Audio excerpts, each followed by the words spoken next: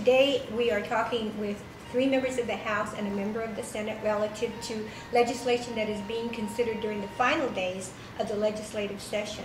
And Representative Wood, you were talking about some educational bills, and you had a couple others that you wanted to discuss as well. Yes, I'm really enthused about House Bill 201. It's in the Senate right now. In the Senate, it's on the floor. It will be debated tomorrow, I hope. And if any of the people out there could call their senators and urge them to support it.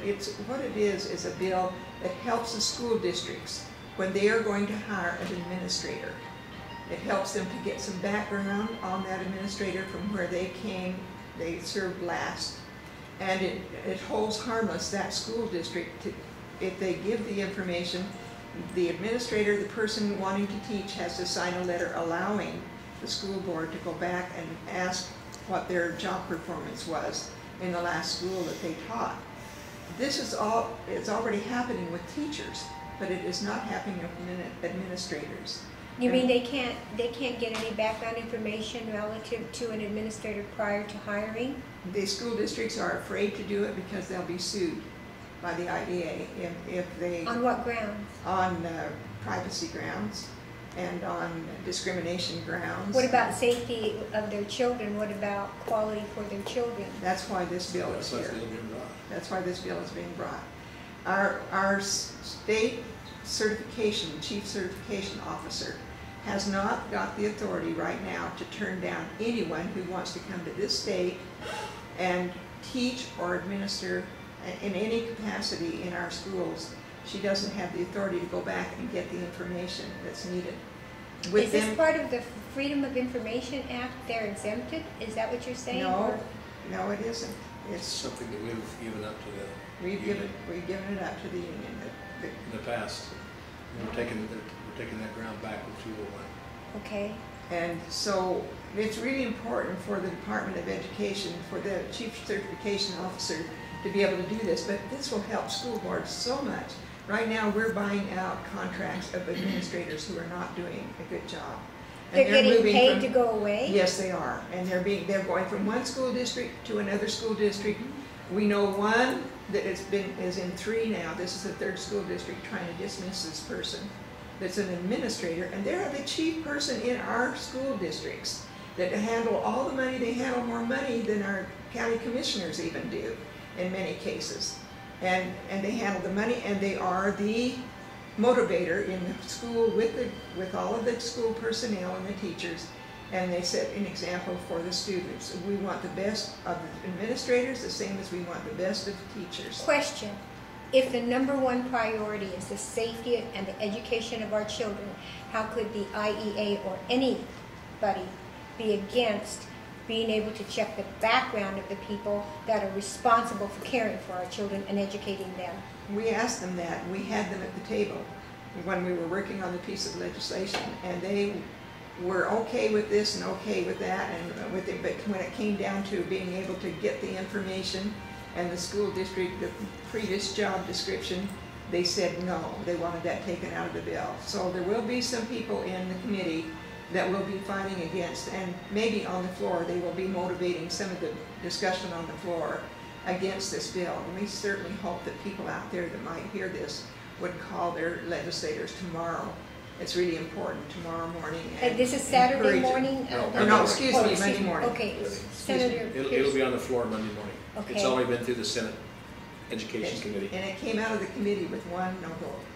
Okay, and people can also show up and sit in the gallery and witness what's going on. And I would really recommend that people do that, because it's a whole different thing when you read it in the paper, you hear it in the news. When you actually sit there and see what's going on, you find out which of your legislators really are concerned about what's going on with education. I think the one example that we have over there is that there's 2 teachers who had a fight and with each other on the school grounds in front of the children, and that without 201 cannot be passed on.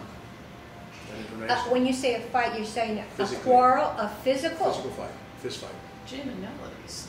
And that information could not go and be passed on to the next hiring district. Well, you know, I can remember legislation that was being passed, I believe it was 1990, and it was to give the public the right to access public records. And my question at that point was, does the public not have a right to access public records now? And they said, no, but we just want to make sure they know. Well, by the time the bill passed, there were so many exemptions where people's records were locked up that this hits dear to my heart, because I'm the one who raised the question, can they now access? And they could, but when that bill passed, they had less access to public records. When I asked somebody why they would want to do that, they said, we don't think it's anybody's business to know about the background of somebody. And to me, the safety of your children, you have not only a right, but you have a duty to know what's going on there. About Urban Renewal. Okay, good. Which for my local government committee was the big issue of the year. We did get everything out of my committee.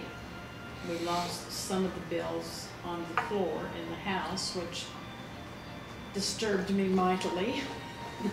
Then, of course, they went over to the Senate, and the Senate just hacked the crap out of everything. Now, is there an interim committee going on any of this? We, as a group, I forget what the group called itself, did not get to that point. There was some suggestion that maybe an interim committee. I don't know how much faith I have in interim committees. They're not very often productive. Is that right? No, it buys you a little time, but I personally don't see any point in putting it in an interim committee. Others may not agree. So it's not, as far as I know, going into an interim committee. But I actually, two of the people who worked very hard on the Urban Renewal said what you had done in the Senate. So don't despair. It wasn't all that bad. We still have a little good out of it. I don't like that. That's, you know. You have 2 toes left. Yeah, a spoonful of sugar makes the medicine go down. But as we all know, those of us who've been here for any length of time, which is getting to be everybody, there's always next year. And some of the big issues, I think it took us 7 years to get charter schools. Mm-hmm. And so hope is still out there. Patience and hope, right? Patience and hope. Perseverance. And if you die in the meantime, then you're out of it and you don't give a you know what. So somebody will carry on. But we do feel that we had certainly a modest success. And most of us who were really into the bills felt like that it should be repealed. It's sort of, it's not a government, but it has all of the perks of being a government. The ability to tax, to collect the tax, to spend the tax. No accountability. No real accountability. And so if you're going to act like a government and you're not a government, somebody needs to put a stop to it. We'll be right back.